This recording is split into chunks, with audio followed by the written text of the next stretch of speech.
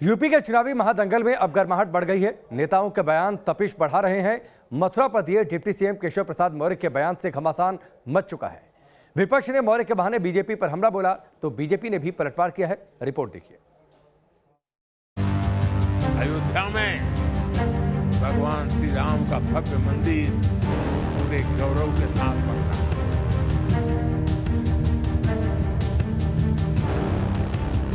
दुनिया अयोध्या के साथ एक आत्मीय संवाद बना रही है।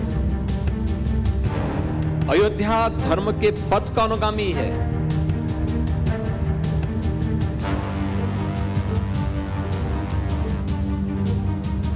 थी कि आपके जीते जी अयोध्या में राम मंदिर का दर्शन होगा।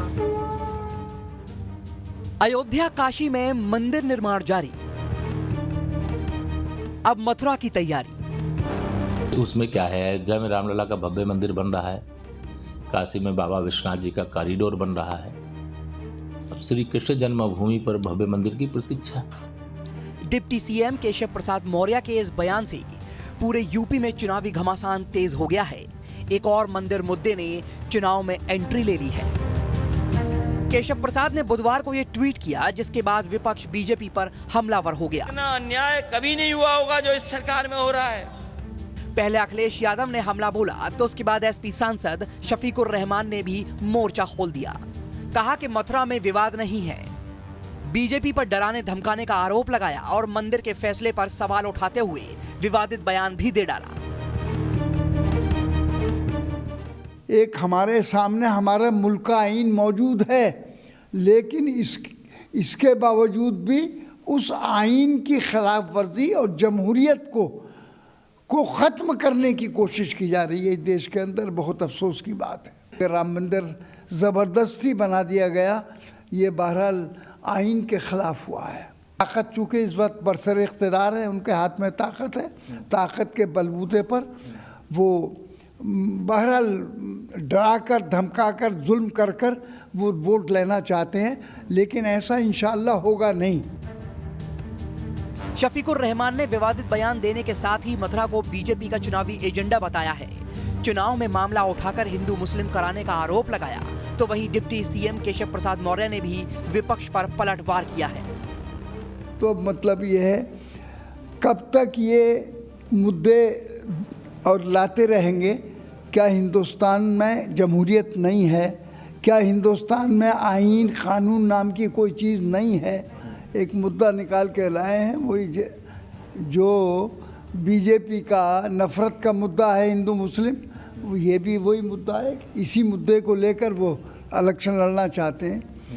तो इस पर अब जनता जो है बहुत ज़्यादा मतलब ये है कि हालात से बहुत वाकिफ़ हो गई है।